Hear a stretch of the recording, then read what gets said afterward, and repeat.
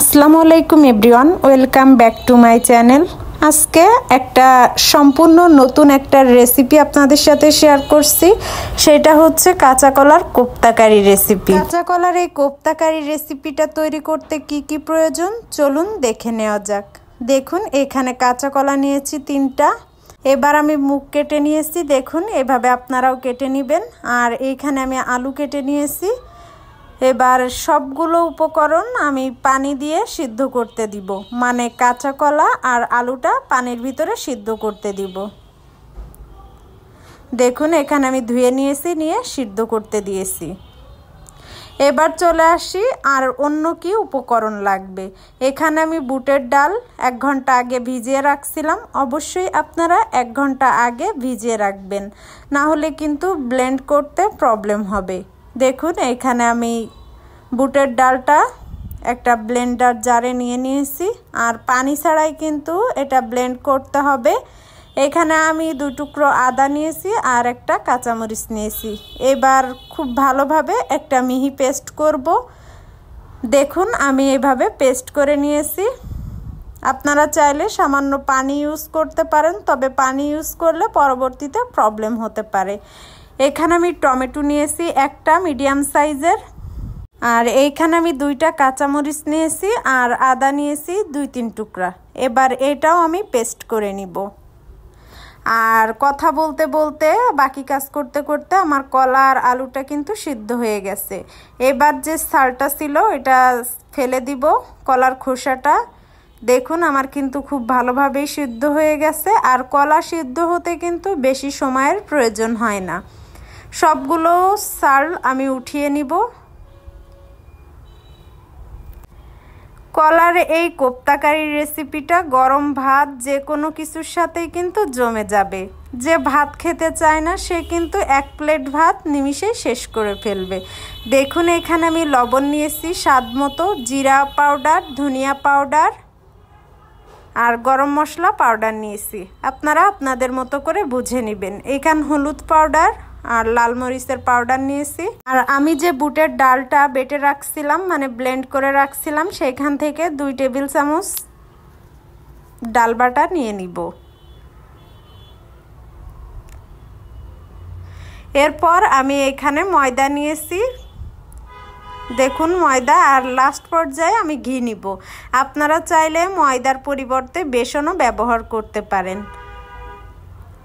দেখুন এবার সবগুলো একসাথে আমি মিক্সড করে নিব। আমি একটু শক্ত শক্ত পছন্দ করি, সেজন্য ময়দা ব্যবহার করছি। আর বেসন ব্যবহার করলে একদম নরম হয়ে যাবে, তো আপনারা চাইলে বেসনও ব্যবহার করতে পারেন।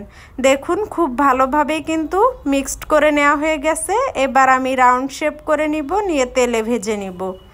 আমি একটু লাল লাল করেই ভেজে নিব। দেখুন একে একে আমি রাউন্ড শেপ দিয়ে সবগুলোই ভেজে নিব।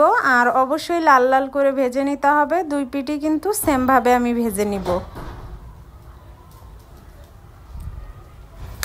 1 পিঠ হয়ে গেছে, এবার আমি উল্টে নিব। দেখুন আমি কিন্তু একদমই লাল লাল করে ভেজে নিয়েছি। কতটা সুন্দর কালার হয়েছে দেখেই কিন্তু বুঝতে পারছেন। নিরামিষ দিনে কিন্তু আপনারা এই রেসিপিটা একবার ট্রাই করতে পারেন। অনেকেই কাঁচা কলা পছন্দ করে না, আবার কাঁচা কলার তরকারি শুনলে নাক সিটকায়, তাদের জন্য কিন্তু আজকের রেসিপিটা। আবার অনেক বাসায় বাচ্চা আছে, তারা সবজি খেতে চায় না। এভাবে কিন্তু আপনারা বাচ্চাদেরকে রান্না করে খাওয়াতে পারেন। এটা বাচ্চা থেকে বয়স্ক যে কোনো মানুষেরই কিন্তু পছন্দ হবে। দেখুন সবগুলো কিন্তু আমার ভেজে নেওয়া হয়ে গেছে। এবার আমি উঠিয়ে রাখছি।